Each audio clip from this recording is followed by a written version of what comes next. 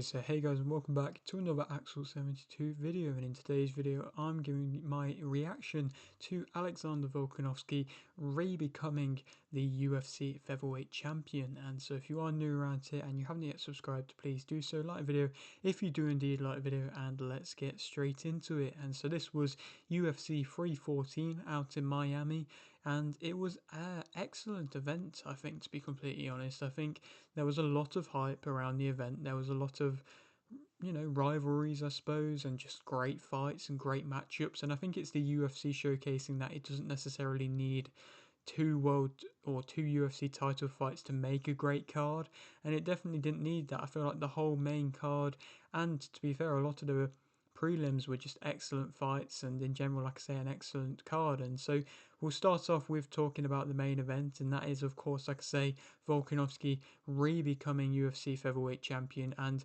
cementing his legacy as the best UFC featherweight of all time. Obviously his win is shadowed by the fact that he lost to Topuria, and that's never really going to change. The fact that obviously he lost, and he lost badly, and now Topuria's gone up to the lightweight division, it means he'll never get a chance to avenge it, and so, there'll always be that kind of cloud around him as a champion. But as a performance against Yair Lopes, everybody, well, for the most part, a lot of people, me included, thought that Diego Lopes would be able to win. Everybody was kind of rooting for Volkanovski, as we always have been and have been for the past few fights of his where it's been a bit tough to watch. But it's just not always necessarily, like I say, it's been tough to watch. It's not gone his way. But for this fight, he just seemingly was able to get things right again, and we did see the kind of vintage Volkanovski in which we're used to a little bit. Yes, he had a time where he got dropped and he got hurt by Lopes in, I believe, round two, but Lopes, I feel like, does need a bit more time to maybe kind of enhance his craft. I don't think he looked poor at all. I don't think he put on a bad performance. I think he looked strong. He looked good. He looked aggressive. Of course, he did hurt and, drop Volkanovski at one point in the second round, but a lot of what he was doing was quite predictable. He was just coming forwards in straight lines, sprinting forwards as he does, but when he tried to mix things up, if that was one of the spinning kicks he threw, or if it was, some other strikes he threw, that, the leg kicks that weren't really thrown with as much intent, and well, the head kicks weren't thrown with much intent either. And so, in general, he has the good uppercut, he has the good straight shots, but other than that, he doesn't really have too much else. And Volkanovski utilized his jab well, he was utilizing his leg kicks well, he was coming in with the overhands, he was continuously himself doing the slip and then coming over with the big overhand, and he was having success throughout the fight. What he was doing wasn't anything too crazy, but it was just working continuously because, like I said, Lopes was just kind of running onto it, and it just, like I say, it's something in which Diego Lopes needs to improve upon. Volkanovski was always going to have better boxing if it just went down to sheer boxing ability. It was really nice to see that Volkanovski was able to recover. I think the time off that he had, obviously he had a bit longer time off than what he did from the loss from the Makachev fight to the loss for the Topuria fight. He had a long time off and he needed that. And still, not many fighters can do what he'd done. Not many fighters can come back at, I believe, 36 years of age and come off 2 stoppage defeats and be able to win. It's basically unheard of. That's when Father Time catches up to you, and that's when you normally go and retire. But he he looked like he could take a shot and could recover from a shot, and he could deal with even his eye being busted up and not being able to see. Maybe Lopes should have done a bit better than just chasing him around the ring. Volkanovski was good with his movements, but for the most part, especially when he hurt his eye, he was just going around in one position and, just circling around the same way. And I feel like Lopes definitely could have done a bit more to take advantage of that. The ref didn't get involved. It would have been a bad way for Lopes to be able to win. It would have been unfortunate for Volkanovski if he got stopped then, but he definitely should have, taken more notice upon that, because Volkanovski was making it open that his eye was hurt, and he just didn't really do that. And so, Volkanovski, full credit to him, the people's champion, the actual champion, truly the best featherweight of all time. Obviously, Topuria's come and had his reign, but he's not had a reign for anywhere near as long as Volkanovski isn't anywhere near as dominant. And the fact that he's been able to, like I say, come back again and do it again is sensational, realistically. And now he probably will go on to fight something like an Evloev, which he could win. It's another winnable fight. Diego Lopes might fight Yair Rodriguez. There's a few good fights there, and so we'll have to wait and see. But yeah, I don't think Diego Lopes I don't think it'll be his last title shot. We definitely could see him again for a title fight, but for the moment, Volkanovski is now the new returned UFC featherweight champion. And to speak about some of the other fights in this great, like I say, main event card, in which I'll just be going through the main event, Paddy Pimblett KO in round 3 versus Michael Chandler. That was an excellent performance by Paddy Pimblett. In the first round, maybe he was getting caught with a few strikes and he did look a bit chinny still, and his boxing still, it has improved a lot from what it was, but it's still not anything too crazy and he can't rely on it too much. And when he tries to rely on it, he can be shown up by fighters who are just better boxers. And so, I don't think there's, maybe if he comes up against a Gaethje or a Max Holloway, he might struggle a little bit, but still, I think he did showcase, like I say, better boxing. I liked his jumping kicks in which he was throwing. He was seemingly putting a lot of force into them and having a lot of success. And when it got into the second round, the third round, anytime that Chandler went for a takedown, pretty much straight away, Pimblett was able to get back up, even though he was getting thrown to the ground by Chandler, which is basically Chandler's signature move, just showcasing his strength.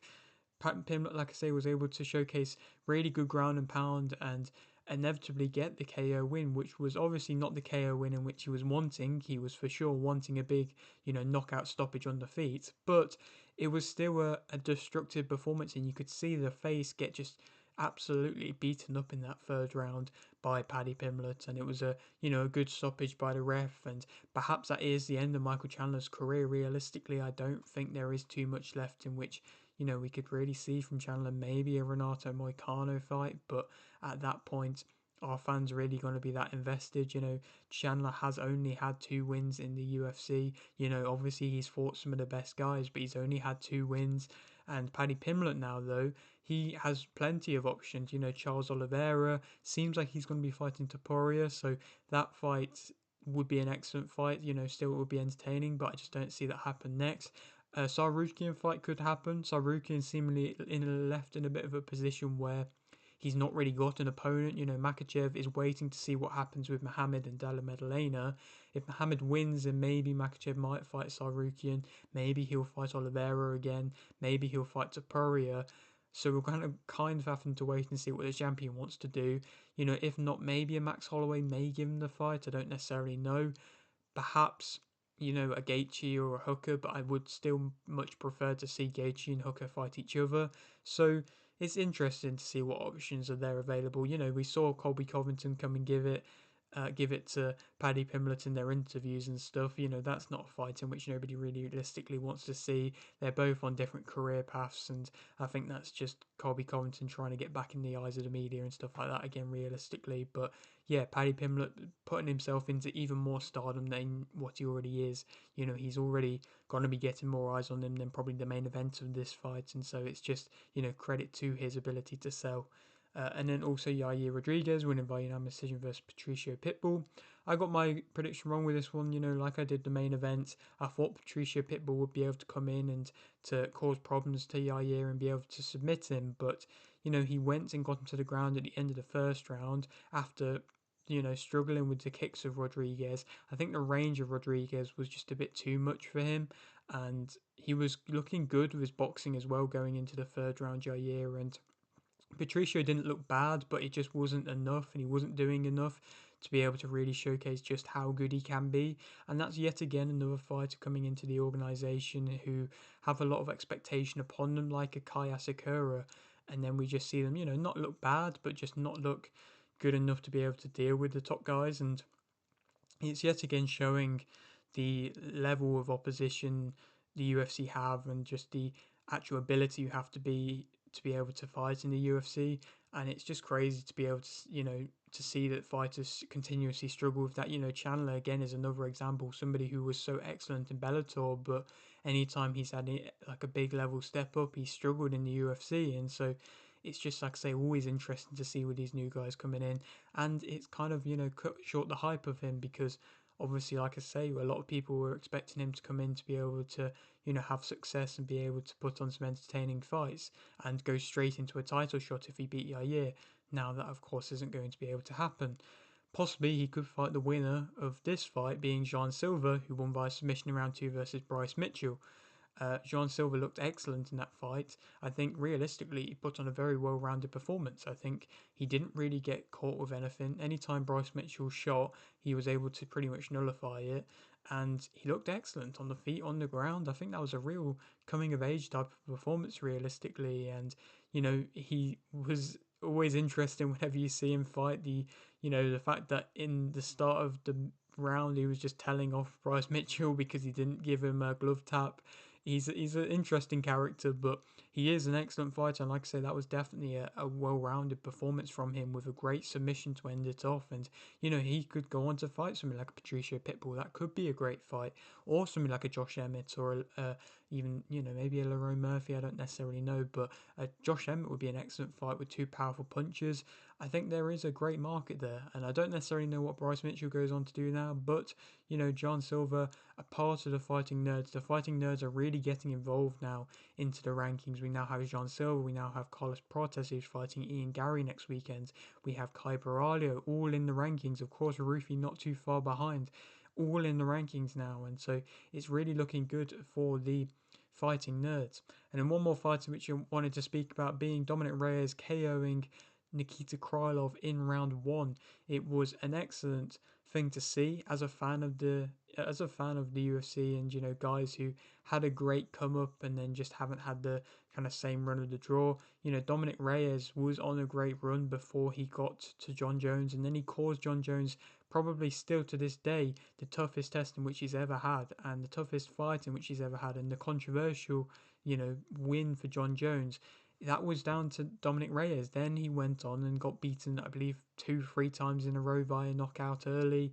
And, he had his fair few times of just getting brutally knocked out. So it was really refreshing and nice to see that he's on this run of knockouts now. And, Nickita Krylov isn't somebody like an Anthony Smith. He's not somebody who is outside the rankings and floating around, and not somebody who is just getting knocked out by everybody. He's a tough guy. He was on a good run himself, and so now he's put himself back in rankings again, back in the position again. Maybe he could get a rematch with a Blachowicz. Maybe he could, get the winner of Hill versus Roundtree. Maybe he gets a Rakic. There's some really good fights there for him, and if he is to win one more fight, then he's really back in it in the contention of the top level of the light heavyweight division. And so, there's definitely a need for some new names in the light heavyweight division around the top.